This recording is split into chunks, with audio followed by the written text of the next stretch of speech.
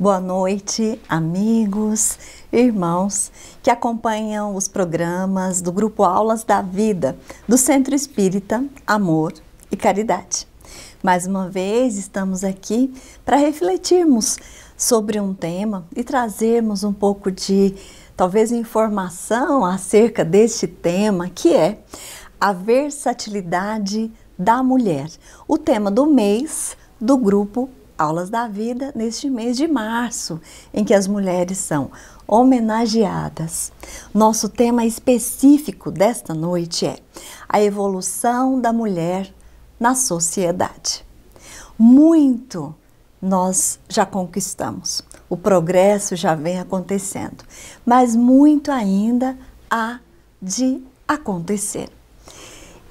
Nós vamos iniciar mais uma vez, rogando a Deus, nosso Pai, a Jesus, nosso Mestre, pedindo a você que está em casa nos ouvindo, que acompanhe essa oração.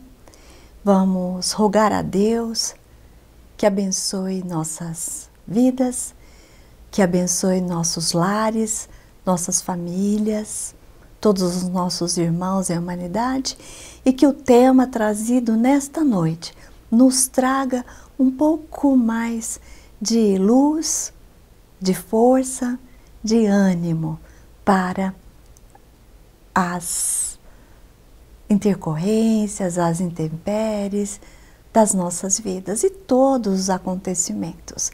Que nosso dia a dia seja iluminado, Senhor, pelo Teu olhar. Que Jesus nos abençoe hoje e sempre.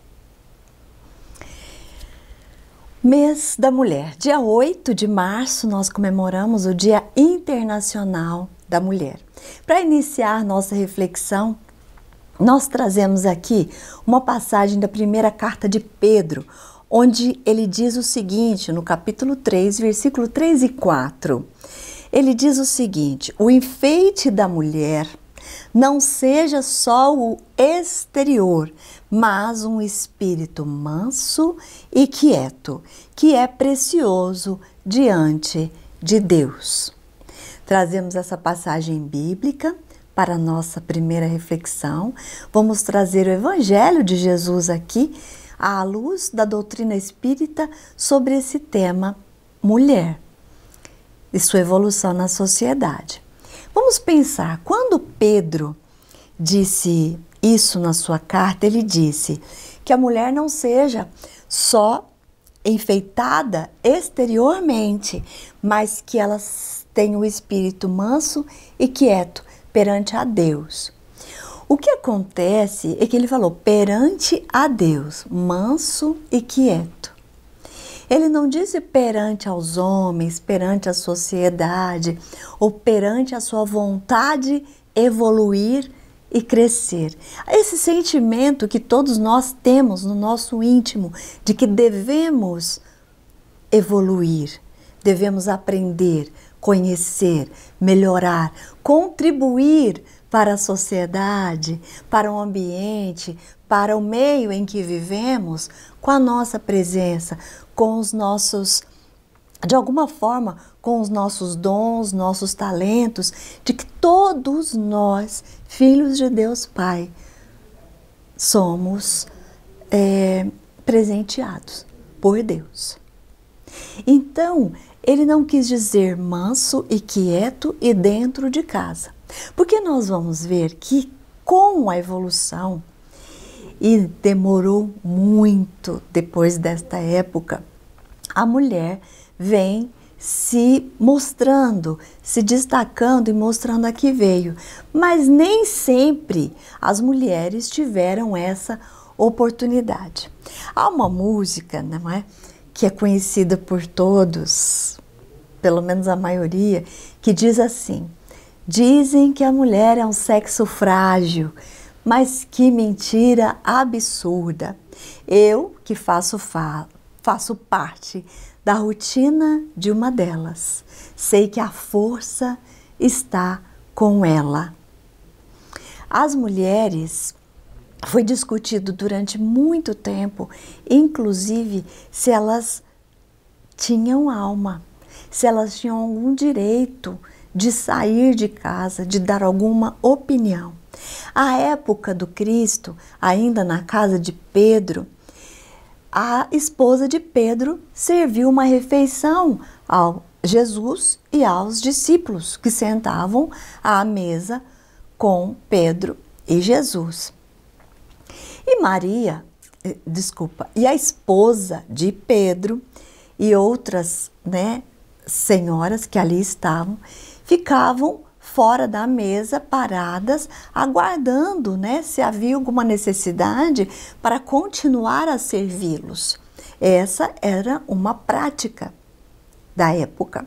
Jesus convida a esposa de Pedro a sentar-se à mesa.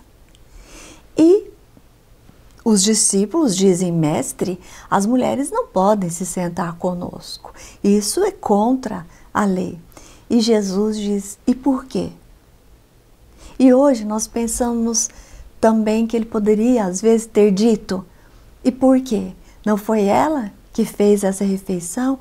Porque ela, que é nossa irmã, diante de Deus, não pode sentar-se à mesa conosco. Fico imaginando se essa seria a fala de Jesus. O fato é que ele a convida à mesa e esse paradigma,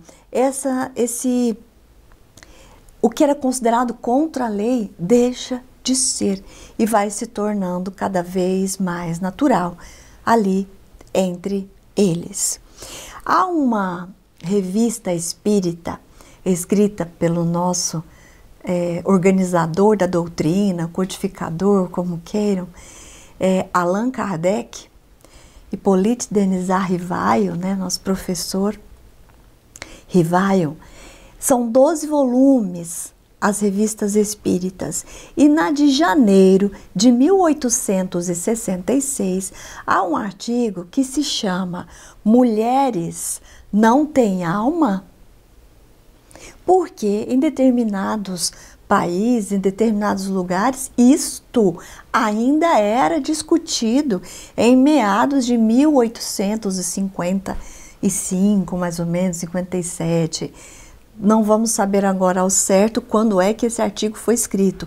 Ele está publicado na revista de janeiro de 1866. Acontece que eu vou dar aqui para nossa reflexão 2 trechos, eu vou compartilhar aqui com vocês. Nesse artigo, mulheres não têm alma? É uma pergunta.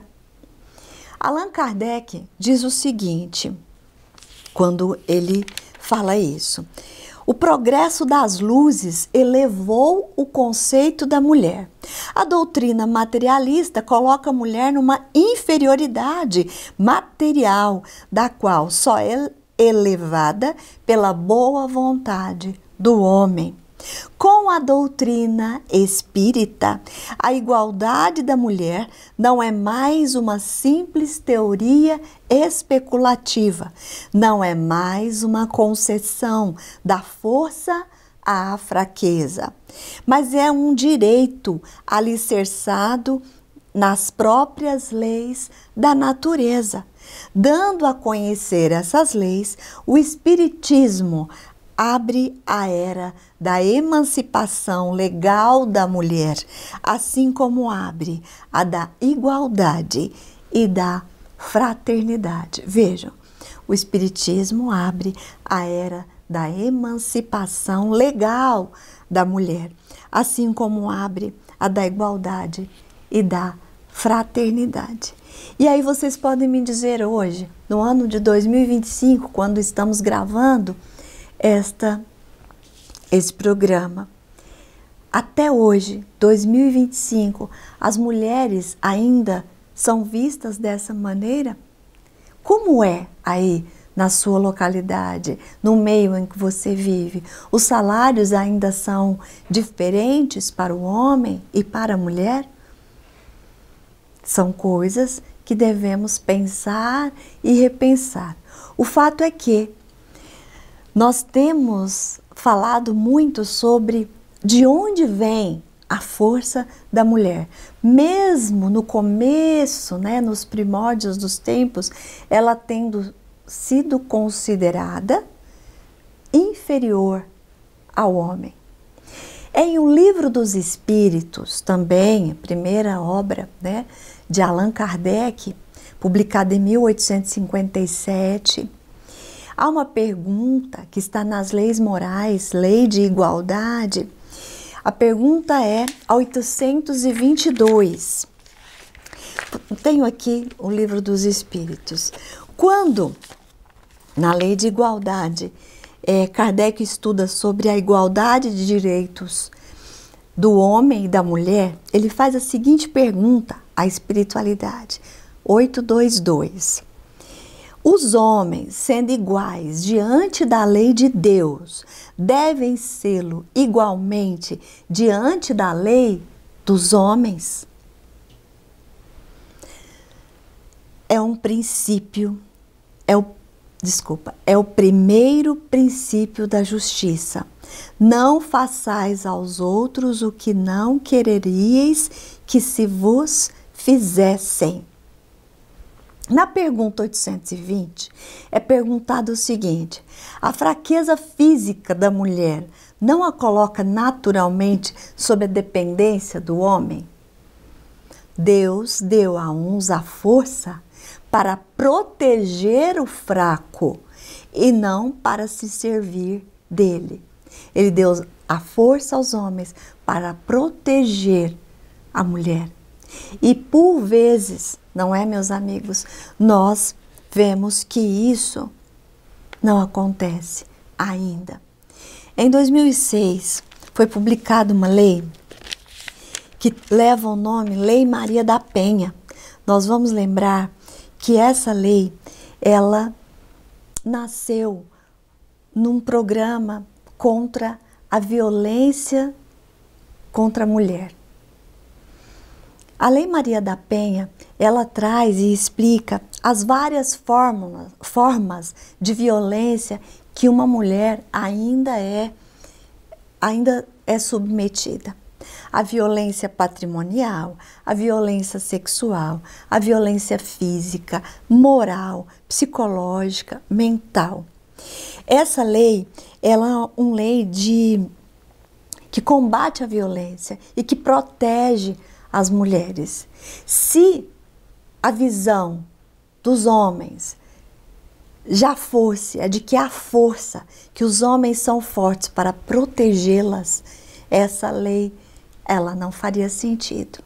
E o que me lembra ainda dentro da nossa doutrina, nós vivemos no planeta Terra, que é um planeta de provas e expiações. Um planeta onde estamos tentando melhorar a cada dia e onde ainda, segundo nossa doutrina espírita, o mal ainda reina. Nós caminhamos a passos lentos para um mundo regenerador. Os mundos de regeneração ainda serão mundos de desafios, mas teremos mais boa vontade para obedecer às leis de Deus, que também inclui a igualdade entre os homens, entre as pessoas, entre o ser humano. E nós caminhamos para esse mundo, mas nós ainda não estamos. No livro Pão Nosso, Chico Xavier, pelo Espírito de Emmanuel, nós vamos encontrar aqui um texto que se chama O Evangelho e a Mulher. Vejam bem que nós até agora falamos da dificuldade que é esse entendimento ainda de que todos estão aqui na Terra para evoluir, independente do sexo. Homem ou mulheres, cada um vem assim por um motivo. Aqui nesse texto, onde Emmanuel explica uma passagem da carta de Paulo aos Efésios, que diz o seguinte, ele abre com uma passagem, né, da carta de Paulo, dizendo assim: assim devem os maridos amar suas próprias mulheres como seus próprios corpos. Quem ama a sua mulher, ama a si mesmo. E a respeita, não é? Essa não é uma fala de Paulo, mas é uma nossa mesmo. Mas na sequência, Emmanuel diz o seguinte: muita vez o apóstolo dos gentios tem sido acusado de excessiva severidade para com o elemento feminino. Em alguns trechos das cartas que dirigiu às igrejas, Paulo propôs medidas austeras que, de certo modo, chocaram inúmeras aprendizes. Poucos discípulos repararam na energia das palavras dele, a mobilização dos recursos do Cristo para que se fortalecesse a defesa da mulher e dos patrimônios de elevação que lhe dizem respeito. Com Jesus, Emmanuel nos diz, começou o legítimo feminismo, não aquele que enche as suas mãos de expositoras com estandartes coloridos das ideologias políticas do mundo, mas que lhes traça nos corações diretrizes superiores e santificantes. Mais à frente, ele diz o seguinte, que o Evangelho, porém, inaugura nova era para as esperanças femininas. Nele vemos a consagração de Mãe Santíssima, a sublime conversão de Madalena, a dedicação das irmãs de Lázaro, o espírito abnegado das senhoras de Jerusalém que acompanham o Senhor até um instante extremo. Desde Jesus, observamos crescente respeito na terra pela missão feminil. Paulo de Tarso foi o consolidador desse movimento regenerativo. Apesar da energia áspera que lhe assinala, as palavras procuravam levantar a mulher da condição de aviltada, de mulher sem valor, não é? Confiando-a ao homem na qualidade de mãe, irmã, esposa ou filha, associada aos seus destinos e como criatura de Deus, igual a Ele. As mulheres que foram citadas aqui, da época do Cristo, essas fortes mulheres, a Maria Santíssima, que estava ali com Jesus, com toda a sua fé, força, energia, coragem, até o último instante da sua presença física aqui na terra. E as mulheres que a acompanhavam ali aos pés da cruz.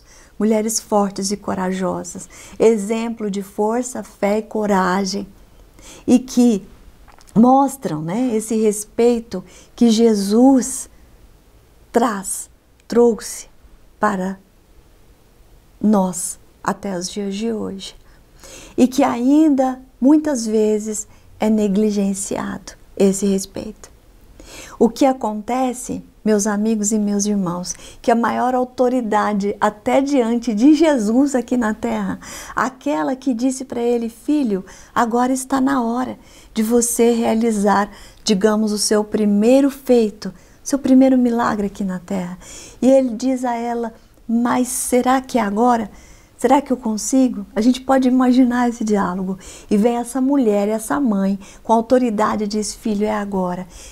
E diz aos servos que estão ali, façam tudo o que ele pedir, façam tudo o que ele disser. E sai e deixa seu filho com confiança, com segurança de que ele vai conseguir.